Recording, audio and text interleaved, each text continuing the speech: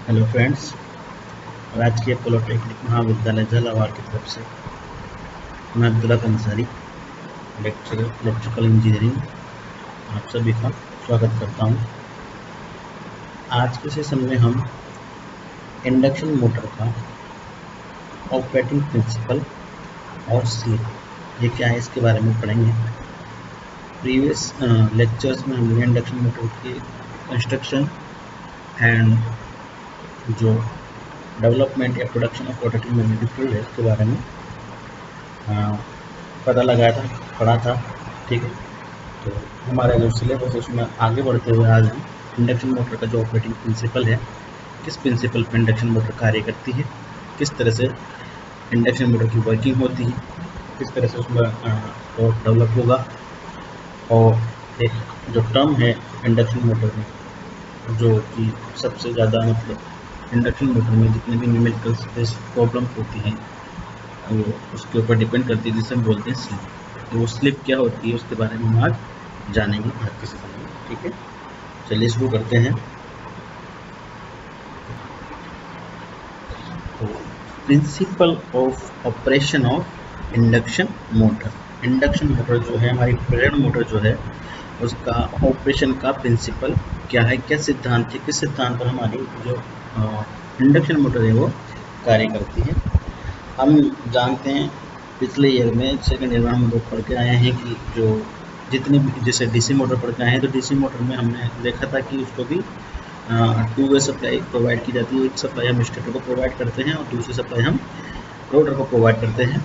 तो दोनों में जब हम सप्लाई देंगे तो उसके बाद फिर जो दोनों के अंदर मैग्नेटिक फील्ड जो डेवलप होगा, उस मैग्नेटिक फील्ड की वजह से एक फोर्स क्रिएट होता है जिसकी वजह से हमारा रोटर मूव करता है। लेकिन यहाँ पर जो इंडक्शन मोटर है उसमें हम केवल स्टेटर को ही सप्लाई प्रोवाइड करते हैं। तो ये इंटरेस्टिंग चीज़ है कि केवल सिंगल सप्लाई देने से ही हमारी इंडक्शन मोटर कैसे कार्य करती है, जिसके बारे में हम जानेंगे। तो चलिए फर्स्ट देखिए, we need to give double excitation to make a DC motor to rotor. ठीक है, हमने पढ़ा है पहले कि डीसी मोटर को वर्किंग करवाने में हमको डबल एक्साइटेशन प्रोवाइड किया करते हैं।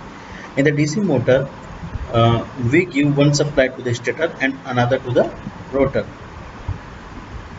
ठीक है, तो एक सप्लाई तो हम किसको देंगे, स्टेटर को, और दूसरा हम देंगे रोटर को। ठीक है, इसके बाद जब दोनों सप्लाई प्रोवाइड करने के बाद जो दोनों में मैग्नेटिक फील्ड डेवलप होगा, दोनों के मैग्नेटिक फील्ड की वजह से जो रोटर है वो उसके ऊपर एक फोर्स अप्लाई होता है जिसकी वजह से रोटर रोटेट करने लगता है। ठीक है, लेकिन but in induction motor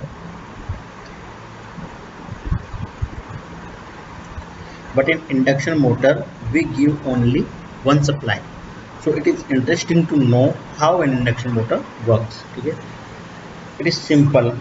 From the name itself we can understand that here the induction process is involved. Induction हम लोग पढ़ के आए हैं, Faraday law of electromagnetic induction. Induction क्या होता है कि अगर कोई मैग्नेटिक फील्ड है, चेंजिंग मैग्नेटिक फील्ड, उसके पेरीफेरी में या उसके वातावरण, उसके एनवायरनमेंट में कोई कंडक्टर आता है जो किस चीज़ को फील करता है, चेंजिंग मैग्नेटिक फील्ड को, तो उस कंडक्टर के अंदर क्या होगा, एक ईएमएफ डेवलप होगा। और वो कंडक्टर अगर शॉर्ट कर दिया जाए किसी लोड के द्वारा, ठीक है, क्लोज पाथ उसका बना दिया जाए, तो उस कंडक्टर के अंदर फिर क्या होगा, एक इलेक्ट्रिक करंट तो फ्लो करने लग जाता है। ठीक है ना, तो ये क्या है, Faraday law of electromagnetic induction है कि एक मैग्नेटिक फील्ड के पेरीफेरी में कोई दूसरा कंडक्टर आता है तो उसके अंदर भी जब ये चेंजिंग मैग्नेटिक फील्ड उसके साथ लिंक करता है तो उस कंडक्टर में क्या होगा, एक ईएमएफ इंड्यूस होगा, और वो शॉर्ट करने पर उसमें करंट फ्लो करने लग जाता है। इसी सिद्धांत पे जो हमारा ट्रांसफार्मर है वो भी काम करता है इलेक्ट्रोमैग्नेटिक इंडक्शन पे। ठीक है, तो यहाँ पर जो हमारी मोटर का जो नाम दिया गया है इंडक्शन मोटर, तो ये अपने आप में ये नाम है, ये इसको दर्शाता है कि ये जो वर्किंग होगी वो किसके ऊपर बेस होगी, इंडक्शन प्रोसेस के ऊपर होगी। ठीक है, तो when we give the supply to the stator winding, जब हम स्टेटर वाइंडिंग को सप्लाई प्रोवाइड करवाएंगे, a magnetic flux gets produce in the stator. ठीक है, जैसे ही हमने स्टेटर वाइंडिंग में सप्लाई दी, करंट उसमें फ्लो हुआ तो उस करंट की वजह से उसमें क्या मैग्नेटिक फील्ड या मैग्नेटिक फ्लक्स एक स्टेट स्थापित हो जाता है। और हमने देखा है इस जो इंडक्शन मोटर के शुरुआत में ही हमने पहले लेक्चर में देखा है कि एक रोटेटिंग नेचर का मैग्नेटिक फ्लक्स उस स्टेटर की पेरीफेरी में स्थापित हो जाता है, ठीक है ना। जबकि जो मैग्नीट्यूड है वो क्या होता है, कांस्टेंट होता है, लेकिन उसका नेचर क्या होता है, रोटेटिंग। वो कंटिन्यूसली क्या करता है, रोटेट करता रहता है, ठीक है। In the stator, due to the flow of current in the coil, the rotor winding is so arranged that each coil becomes short circuited. अब हम देखते हैं कि जो हमारा रोटर है, दो टाइप के हम रोटर इस्तेमाल करते हैं, स्क्वायरल केज और वोन रोटर, ठीक है ना। तो जो हमारा रोटर है उसकी जो वाइंडिंग है, स्क्वायरल केज में तो हम तो एंड रिंग के माध्यम से जो हमारा रोटर है उसकी वाइंडिंग को या रोटर के कंडक्टर को हम शॉर्ट किए होते हैं। और जो वोन रोटर है उसमें एक्सटर्नली किसी लोड के द्वारा या बिना लोड के भी हम उनको शॉर्ट किए हुए रहते हैं। तो इसका मतलब ये है कि हमारा जो रोटर है उसका जो कंडक्टर है उसकी जो वाइंडिंग है वो ऑलरेडी शॉर्ट सर्किट हुई रहती है, ठीक है।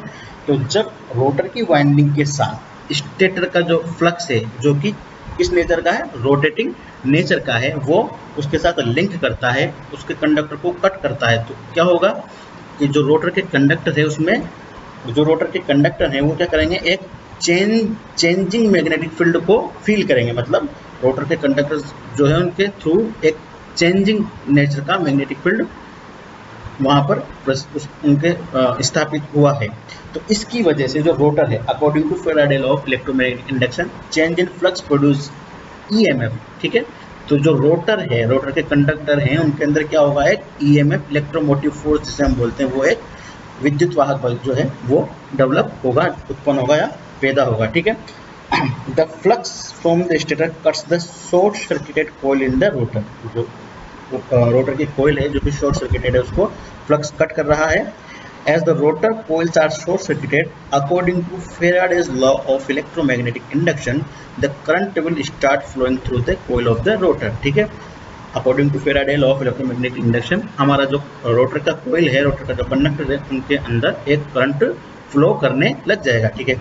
अब when the current through the rotor coil flow, जैसे ही रोटर की कॉइल के अंदर करंट फ्लो करेगा, another flux gets generated in the rotor. अब जो करंट रोटर की कॉइल्स के अंदर पैदा हुआ है, जब फ्लो कर रहा है, उसकी वजह से एक नया फ्लक्स जनरेट होगा, नया मैग्नेटिक फ्लक्स जनरेट होगा, जो क्या होगा, रोटर फ्लक्स कहलाएगा, ठीक है।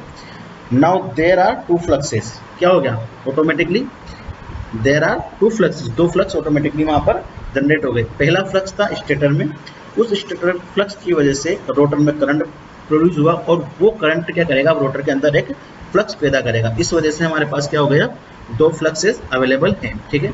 One is stator flux and another is rotor flux, ठीक। The rotor flux will be lagging, obviously जो रोटर फ्लक्स हमारा है वो स्टेटर करंट की वजह से जो फ्लक्स पैदा हो रहा है उस फ्लक्स के रोटर के कंडक्टर के साथ लिंक करने के पश्चात हमारा रोटर फ्लक्स प्रोड्यूस हो रहा है। तो रोटर फ्लक्स क्या है, और उससे वैसे ही लैग करेगा, है ना, स्टेटर के फ्लक्स से, ठीक है। Because of that the rotor will feel a torque, ठीक है। अब जो रोटर है उसमें एक टॉर्क डेवलप होगा, ठीक है। एक टॉर्क क्या क्यों डेवलप होगा, लेंज लॉ हम जानते हैं कि एवरी डेवलपमेंट, एवरी जो फ्लक्स का डेवलपमेंट है वो अपने कोर्स को अपोज करेगा। मतलब वो अपने कोर्स को अपोज करने के लिए क्या करेगा, रोटर इस तरह से मूवमेंट, इस तरह से उसके ऊपर टॉर्क डेवलप होगा कि वो अपना जो रोटेटिंग फ्लक्स है उसको, या जो चेंजिंग फ्लक्स हो रहा है उसको मिनिमाइज करें, ठीक है। जो चेंजिंग फ्लक्स हमारे रोटर के कंडक्टर में देखने को मिल रहा है, तो रोटर में जो फ्लक्स उत्पन्न हुआ है वो फ्लक्स ये चाहेगा कि मेरा जो कोज है उसको मैं ख़त्म करूं। तो उसके लिए वो क्या करेगा कि जो ये चेंजिंग मैग्नेटिक फील्ड है इसको मैं ख़त्म करूं। तो वो अब क्योंकि हमारा मैग्नेटिक फील्ड है वो क्या है, रोटेटिंग नेचर का है, तो वो रोटेटिंग नेचर के मैग्नेटिक फील्ड को ख़त्म करने के लिए रोटर क्या करेगा, उसी की स्पीड को अचीव करने की कोशिश करेगा, ठीक है। तभी तो दोनों के बीच की जो रिलेटिव स्पीड है वो क्या होगी, शून्य होगी या जीरो होगी। कब होगी, जब रोटर उसी रोटेटिंग मैग्नेटिक फील्ड जो पैदा हुआ है उसकी स्पीड को अचीव कर लेगा, ठीक है। तो इस वजह से वो जो टॉर्क डेवलप हुआ है, वो जो टॉर्क हमारा रोटर फील कर रहा है, वो टॉर्क उसको क्या करवाएगा, रोटर को रोटेट करवाएगा in the direction of the magnetic field to minimize the जो चेंजिंग मैग्नेटिक फील्ड है उसको मिनिमाइज करने के लिए या जीरो करने के लिए हमारा रोटर मैग्नेटिक फील्ड की डायरेक्शन में रोटेट करना स्टार्ट कर देगा। This is the working principle of both single and three phase induction motor. जो इंडक्शन मोटर है उसका यही सिद्धांत है, कार्यकारी सिद्धांत है, ठीक है, कि स्टेटर में मैग्नेटिक फील्ड जनरेट होगा, वो मैग्नेटिक फील्ड रोटर के कंडक्टर के साथ लिंक करेगा, उसकी वजह से रोटर के कंडक्टर में इलेक्ट्रिक करंट प्रोड्यूस होगा, वो करंट की वजह से रोटर में अगेन एक नया मैग्नेटिक फील्ड स्थापित होगा जो चाहेगा कि मैं अपनी फोर्स को खत्म करूं, इसलिए वो रोटर के ऊपर एक टॉर्क फील करेगा, और वो जो टॉर्क फील करेगा वो ये चाहेगा कि रोटर की स्पीड को इतना बढ़ा दिया जाए कि जो rotor change in magnetic field feel कर रहा है उसको मिनिमाइज किया जा सके या शून्य किया जा सके। इस वजह से रोटर हमारा magnetic field, rotating magnetic field की डायरेक्शन में रोटेट करना शुरू कर देगा, और यही हमारी इंडक्शन मोटर का जो है वर्किंग प्रिंसिपल है, ठीक है। उसके बाद आता है जो हमारा अगला टर्म था slip. Slip in an induction motor की स्लिप जो है वो क्या होती है, ठीक है। In an induction motor, a slip is a comparison of speed among the rotary magnetic flux and rotor. अब हम जानते हैं कि जो हमारा रोटर है वो रोटेटिंग मैग्नेटिक फील्ड की डायरेक्शन में रोटेट करने लग जाएगा, ठीक है, लेकिन जो रोटर है वो कभी भी सिंक्रोनस स्पीड को अचीव नहीं कर पाता है, ठीक है। तो हम यहाँ पर जो एक कंपैरिजन करते हैं कि जो रोटेटिंग मैग्नेटिक फ्लक्स है वो और हमारा जो रोटर कर रहा है उनके बीच में कंपैरिजन करते हैं, वो जो कंपैरिजन है वही क्या कहलाता है, सिर्फ स्लिप कहलाता है। इन an induction motor A slip is a comparison of speed among the rotary magnetic flux and rotor expressed in terms of per unit synchronous speed. Per unit synchronous speed में हम उसको एक्सप्रेस करते हैं। It can be measured in dimension less and the value of this for induction motor can not be zero. Induction motor के case में इसकी value zero नहीं होगी, ठीक है, वो देखते हैं हम कैसे नहीं होगी। If the revolving magnetic flux synchronous speed and the speed of the rotor are, हम देखना कि जो सिंक्रोनस स्पीड है, जिस स्पीड से हमारा मैग्नेटिक फील्ड रिवॉल्व कर रहा है उसकी स्पीड है एन एस, जिसे हम सिंक्रोनस स्पीड बोलते हैं वो, and the speed of the rotor is N R, ठीक है, in the motor, then the speed among them can be equivalent to. तो दोनों के बीच में जो स्पीड है अमंग, मतलब उनका जो कंपेरिजन है वो क्या हो जाएगा, relative speed N S minus N R, ठीक है। तो N S minus N R उनकी कंपेरिजन या रिलेटिव स्पीड आ गई। So slip can be determined as, तो स्लिप निकालने के लिए करेंगे हम ये जो कंपेरिजन है इसको किसके रिस्पेक्ट में निकालते हैं, पर यूनिट सिंक्रोनस स्पीड, ठीक है। तो इसको हम सिंक्रोनस स्पीड से डिवाइड कर देंगे, ठीक है। तो N S minus N R whole divide by N S, ये क्या आ गई हमारी slip, this is called as slip, ठीक है। Here both the rotors speed and synchronous speed are not equivalent। हम जानते हैं कि जो स्पीड ऑफ रोटर है और जो सिंक्रोनस स्पीड है वो कभी भी एक साथ इक्वल नहीं होंगी, हमेशा जो रोटर की स्पीड है वो सिंक्रोनस स्पीड से कम रहेगी। इस वजह से जो स्लिप की वैल्यू है वो भी लेस देन 1 रहेगी, क्योंकि ये टर्म हमारी क्या आएगी, एक से कम, मतलब विद रेस्पेक्ट टू ये जो स्लिप की वैल्यू आएगी एक से कम ही आएगी हमेशा। So for this motor, induction motor, it will be like 0 s, the 0 slip is greater than 0 but less than 1। तो इंडक्शन मोटर के केस में हमेशा जो स्लिप की वैल्यू है वो क्या होगी, 0 से 1 के बीच में डाई करेगी, ठीक है।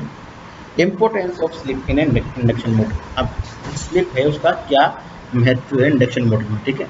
When the value of slip is 0, अगर हम अज्यूम करके चलते हैं कि स्लिप की वैल्यू 0 है, तो स्लिप की वैल्यू 0 होगी, इसका मतलब क्या हो गया कि जो ऊपर न्यूमरेटर में जो टर्म है अंश में उसकी वैल्यू क्या होगी, 0 है, मतलब जो सिंक्रोनस स्पीड है और रोटर की जो स्पीड है वो बराबर है, ठीक है। If the slip value is 0, then the speed of the rotor is equivalent to the revolving magnetic flux। अब जो स्पीड ऑफ रोटर है वो रिवॉल्विंग मैग्नेटिक फ्लक्स के बराबर हो गई, तो क्या होगा, so there is no motion among the coils. इसका मतलब क्या हो गया, अगर हमारा रोटर है और जो मैग्नेटिक फ्लक्स है, रोटेटिंग मैग्नेटिक फ्लक्स, उनकी दोनों की स्पीड बराबर है, तो इसका मतलब ये है कि जो कंडक्टर है रोटर के वो अब कोई भी डेविएशन या चेंजिंग मैग्नेटिक फ्लक्स को फील नहीं करेंगे, क्योंकि रिलेटिव स्पीड क्या गई, 0 है, मतलब वो दोनों आपस में एक दूसरे के स्थिर है ना। तो रिलेटिव मैग्नेटिक जो रिलेटिव मोशन है वो उनका 0 हो जाएगा। इसका मतलब क्या होगा, कंडक्टर में कोई चेंजिंग मैग्नेटिक फ्लक्स को वो फील नहीं करेंगे।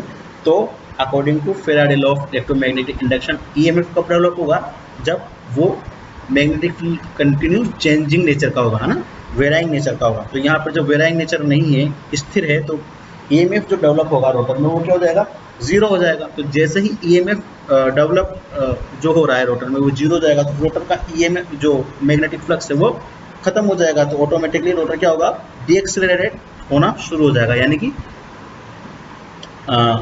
स्पीड उसकी ऑटोमेटिकली सिंक्रोनस स्पीड से कम हो जाएगी। जैसे सिंक्रोनस स्पीड से उसकी वैल्यू कम आई, अगेन वो किसकी तरह काम करने लग जाएगा, इंडक्शन मोटर की तरह, ठीक है।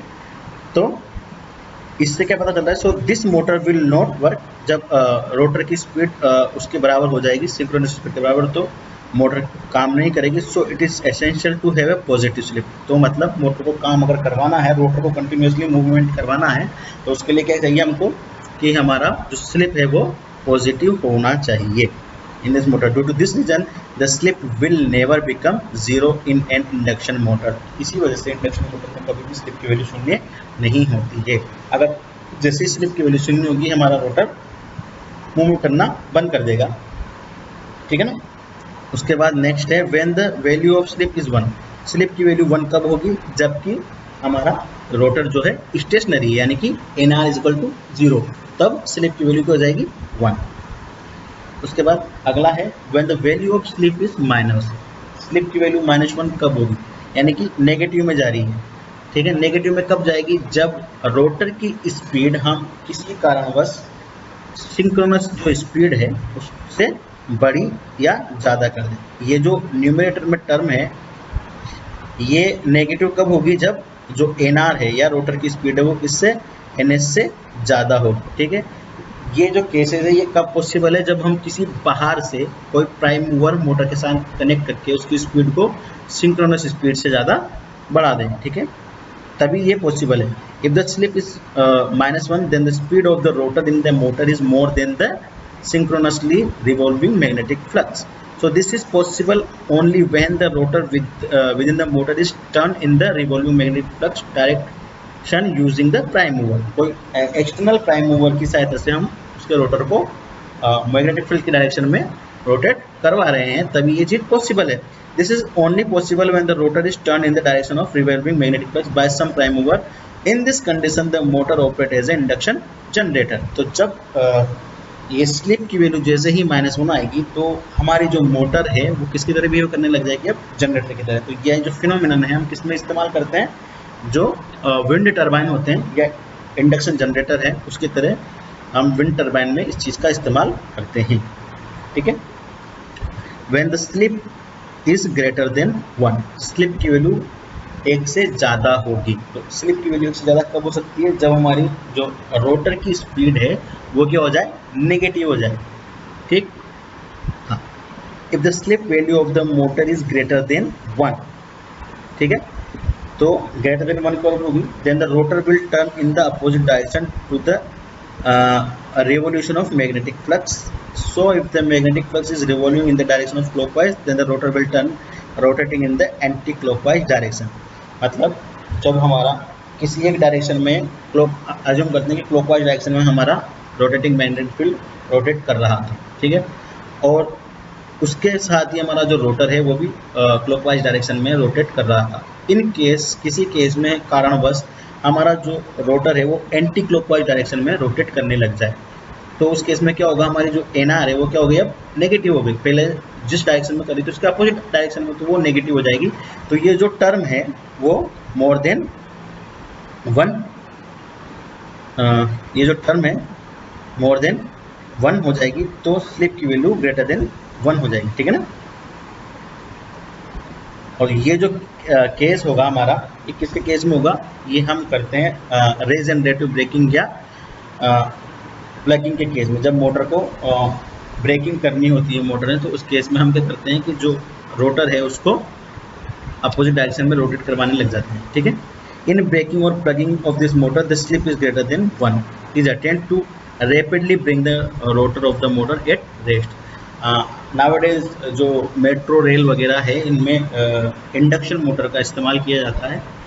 तो इंडक्शन मोटर को जब इन रेल्स वगैरह को कहीं रोकना होगा, किसी स्टेशन पर रोकना होता है, तो उस केस में जो ब्रेकिंग का इस्तेमाल करते हैं, तब ये जो स्लिप है इसको हम ग्रेटर देन 1 कर देंगे।